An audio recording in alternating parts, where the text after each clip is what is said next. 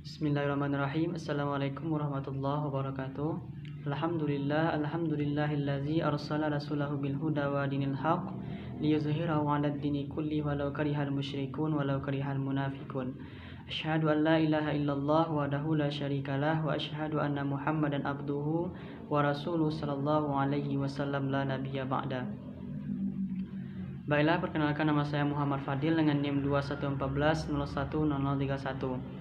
Saya akan menjelaskan materi pembelajaran pengantar studi Al-Quran dan Hadis, yang mana materi yang akan saya jelaskan yaitu mengenai sejarah perkembangan hadis.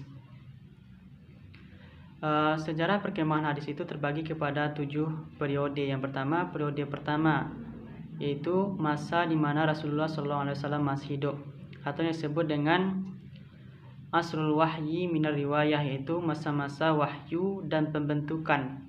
Maksudnya adalah masa-masa di mana wahyu itu masih dalam proses diturunkan, Al-Quran itu masih dalam proses diturunkan. Di samping itu, umat muslim itu masih dalam proses pembentukan.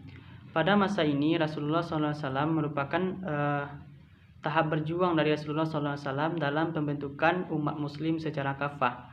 Pada masa Rasulullah SAW, selain masa diturunkannya Al-Quran, juga munculnya hadis dari Rasulullah SAW, baik itu dari perkataan, perbuatan, tindakan, sifat-sifat ataupun takrir dari Rasulullah SAW.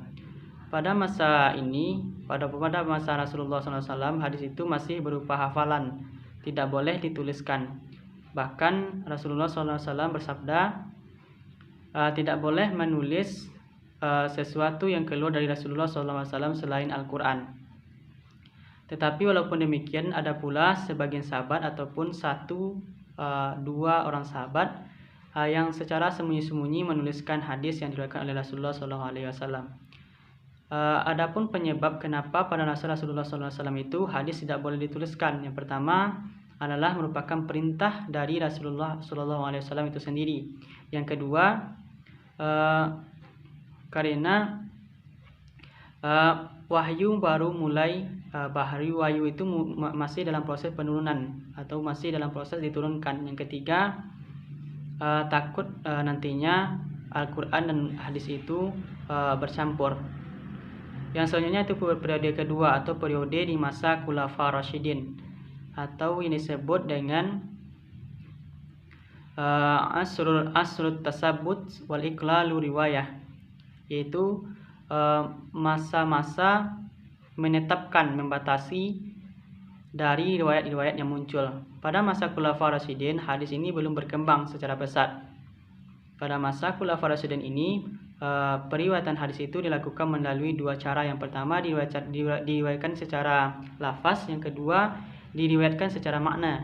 Adapun yang dimaksud dengan diriwayatkan secara lafaz adalah apa-apa yang disebutkan oleh Rasulullah SAW disebutkan pula oleh para sahabat dengan sama persis dengan apa yang diucapkan oleh Rasulullah SAW, dengan tidak menambahkan 1 ataupun 2 buah kata.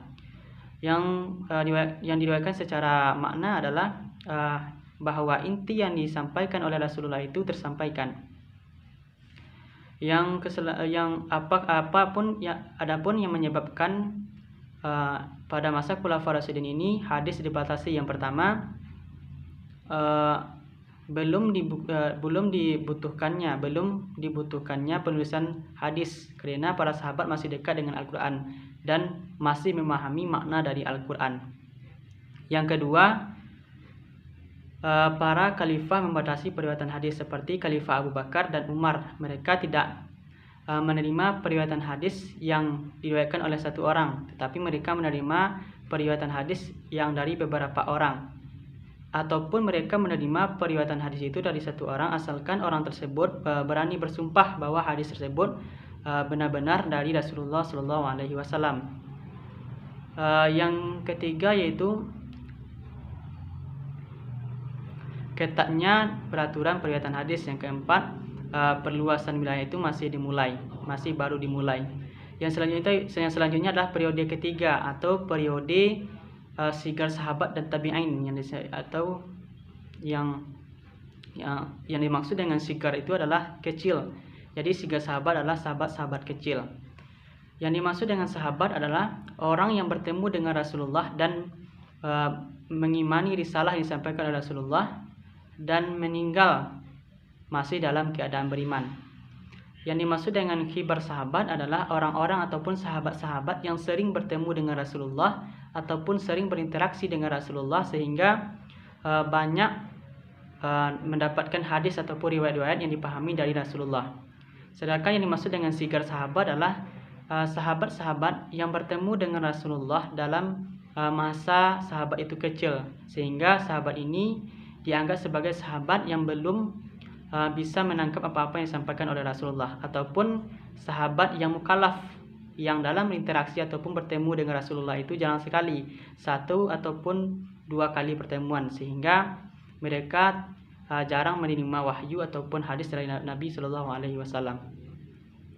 Sedangkan yang maksud dengan tabi'in adalah orang-orang yang bertemu dengan para sahabat dan tidak dapat bertemu dengan Nabi Muhammad Shallallahu Alaihi Wasallam, dan mereka mengimani risalahnya dan meninggal masih dalam keadaan beriman. Pada masa ini disebut dengan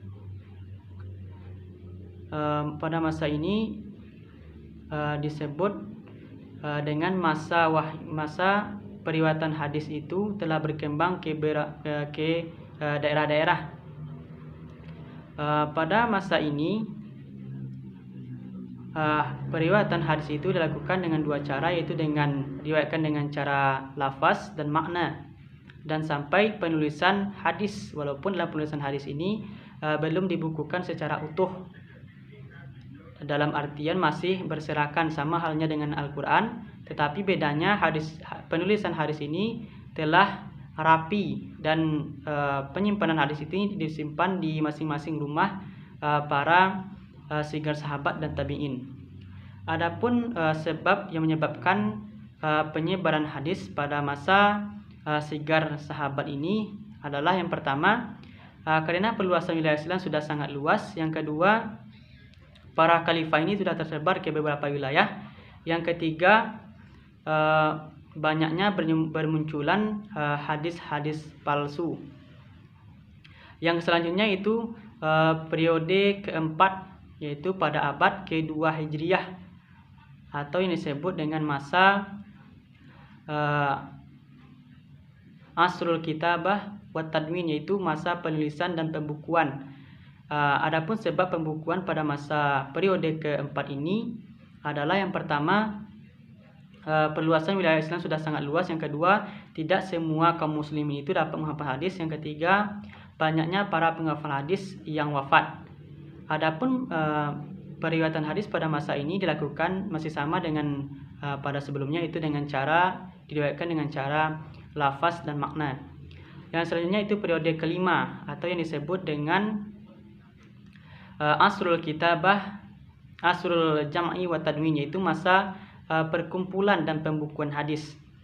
Pada masa ini hadis merupakan perkembangan yang sangat cepat ataupun yang sangat pesat, sehingga bermunculan tradisi-tradisi baru, yaitu tradisi rihlah hadis, yaitu perjalanan mencari sanad dari hadis.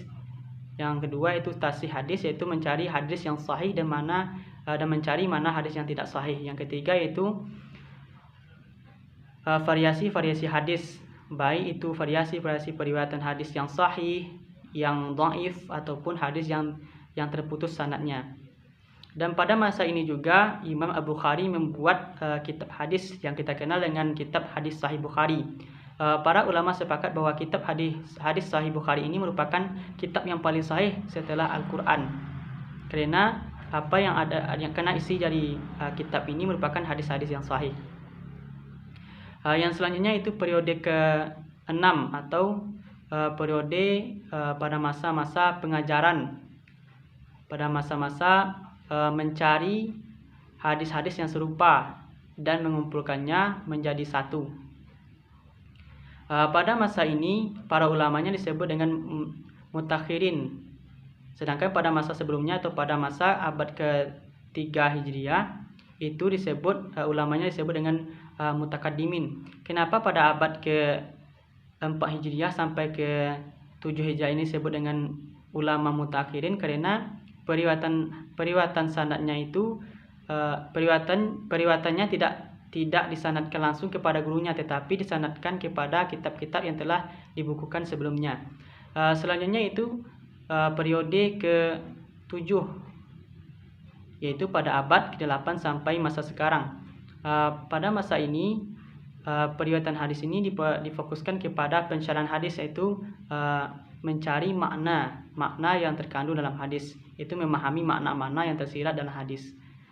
Mungkin hanya sekian yang dapat saya jelaskan. Terima kasih. Wassalamualaikum warahmatullahi wabarakatuh.